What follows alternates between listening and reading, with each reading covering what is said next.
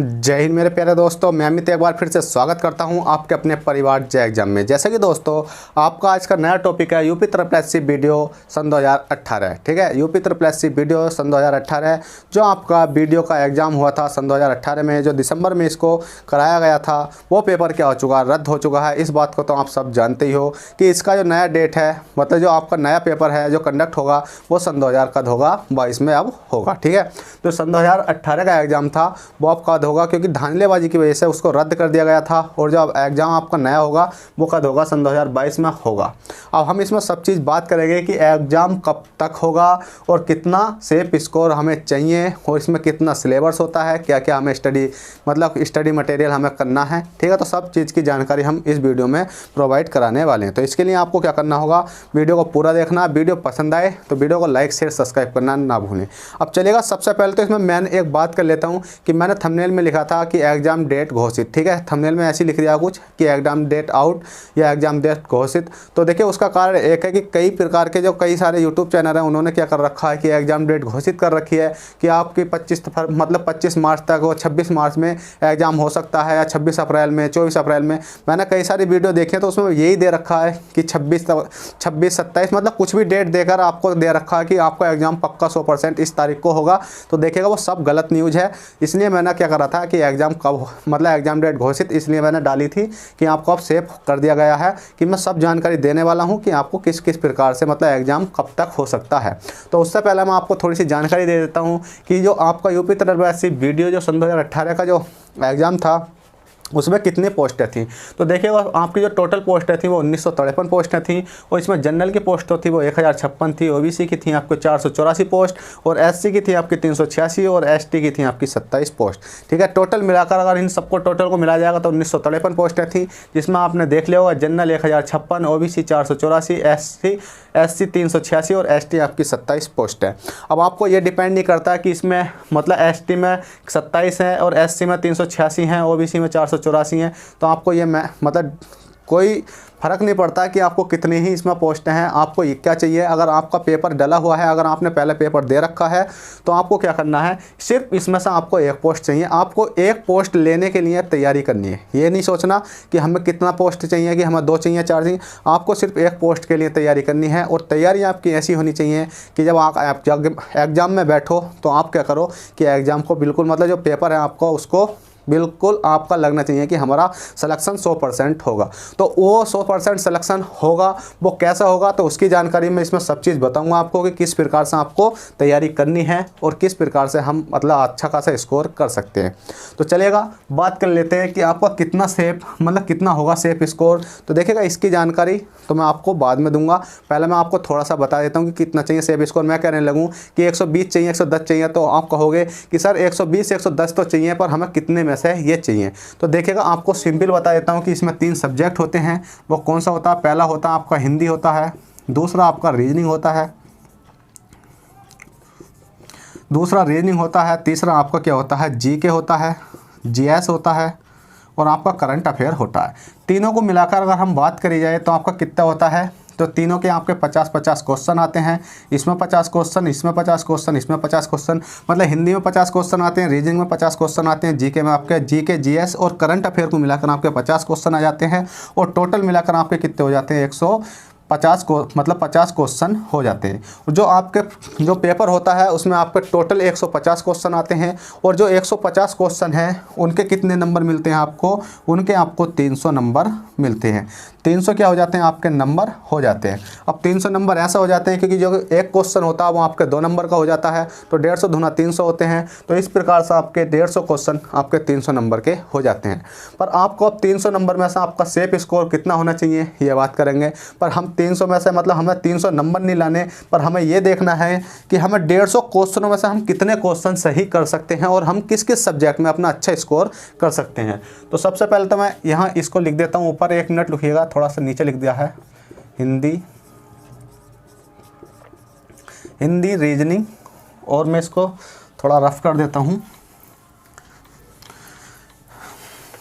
Hindi reasoning और आपका क्या था, आपका जीके था, जीएस था, और करंट अफेयर में अभी लिख नहीं रहा हूँ। ठीक है, अब आप बात कर लेते हैं कि हमें इसकी तैयारी कैसे करनी चाहिए। तो देखिएगा, अगर आप ये सोच रहे हो कि इसकी तैयारी हम जब करेंगे कि जब हमारा एग्ज़ाम आ जाएगा, ठीक है, कद करोगे कि जब हमारा एग्ज़ाम आ जाएगा जब भी करेंगे, जब हमारी डेट घोषित हो जाएगी जब भी करेंगे, तो आप बिल्कुल गलत सोच रहे हो। क्यों?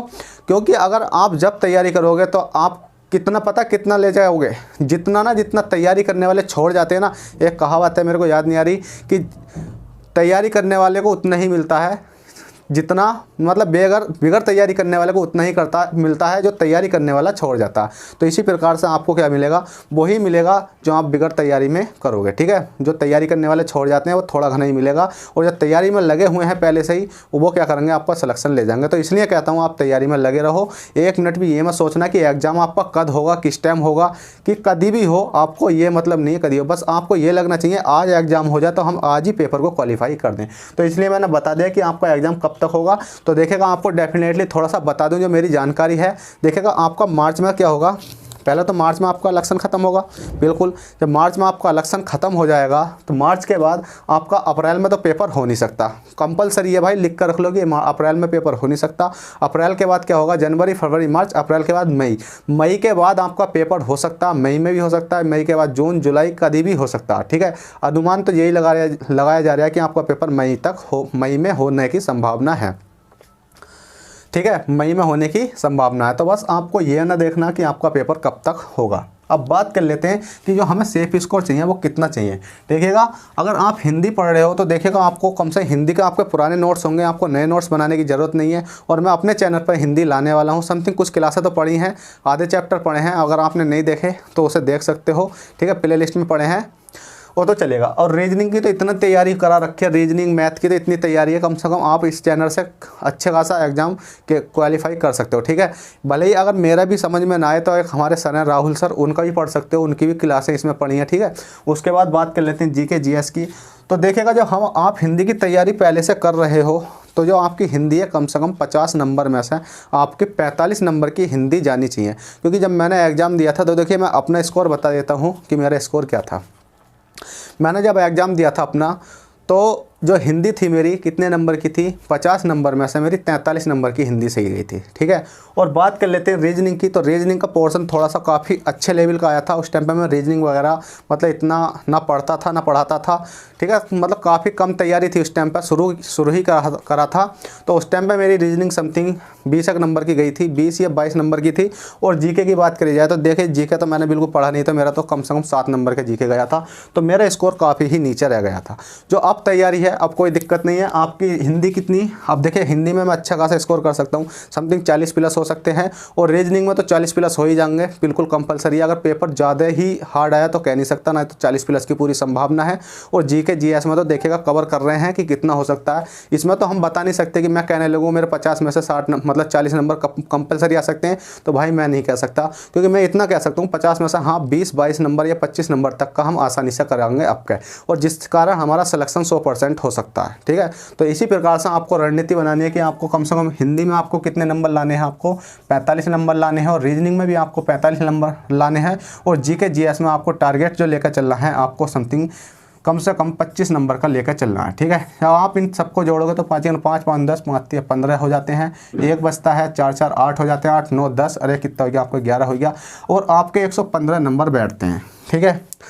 आपके कितने बैठते हैं, 115 नंबर बैठते हैं। तो देखिएगा, अगर मैं सिंपली बात कर लूँ तो जो पहले वाले कैंडिडेट हैं उनमें से कुछ तो क्या हो चुके हैं, उनका तो मतलब क्या हो चुका है, पहले वाले जो कैंडिडेट थे उनमें से आपके कम से कम बहुत कम जने पेपर देंगे। और जो आपकी मेरिट है पहले से कम जाएगी, समथिंग पहली मेरिट 120 के समथिंग गई थी, तो आपकी मेरिट 115 के समथिंग ही जा सकती है, क्योंकि उस वाली लेवल के बच्चे कुछ कम हो चुके हैं। तो इसलिए आपका जो सेफ स्कोर है, कोई सी भी कैटेगरी हो, समथिंग 115 बहुत है, ठीक है। कितना है, 115 बहुत है। अगर देखिएगा, मैं कह तो सकता हूँ कि 115 बहुत है, पर क्यों 115 बहुत बताया जा रहा है। अगर यही वैकेंसी आपकी क्या होती, ये वैकेंसी आपकी अब निकलती, मतलब नए फॉर्म डलकर निकलती, ये वैकेंसी क्या होती, नए फॉर्म डालकर निकलती तो समथिंग आप 100 यहाँ 25 की जगह 30 भी कर लेते तो भी आपको मेरिट बहुत कम लगती, मतलब बहुत ही कम सेफ स्कोर होता। पर मैं इसलिए 115 बता रही हूँ क्योंकि जो पुराना स्कोर के हिसाब से जो समथिंग 120-22 मेरिट गई थी तो उसके हिसाब से बता रही हूँ कि आपसे 115 तक आ सकती है। ठीक है, आप 115 की जगह 120 आपका अपना बिल्कुल सेफ स्कोर मांग,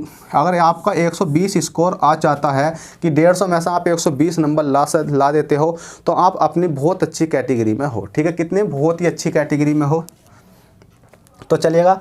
बस आपको ये पता चल गया है आपकी हिंदी कितने नंबर की आती है, 50 की आती है, रीजनिंग 50 की आती है, जीके जीएस 50 की आती है, जिसमें कि आपकी हिंदी में तो 45 नंबर कंपलसरी ला ही सकते हो, रीजनिंग में 45 ला सकते हो, जीके जीएस में 25 नंबर ला सकते हो और अपना स्कोर अच्छा खासा कर सकते हो। तो देखेगा मैंने सारी जानकारी इसमें दे दी है और आपसे आशा करता हूँ कि ये जानकारी आपको पसंद आई होगी। पसंद आई हो तो प्लीज़ वीडियो को लाइक कर देना और चैनल फर्स्ट टाइम हो तो चैनल को सब्सक्राइब करके बेल बटन दबा लेना। तो चलेगा, चलते हैं, फिर मिलते हैं आपसे किसी नेक्स्ट वीडियो में। जब तक के लिए bye take care, all the best, जय हिंद, जय भारत।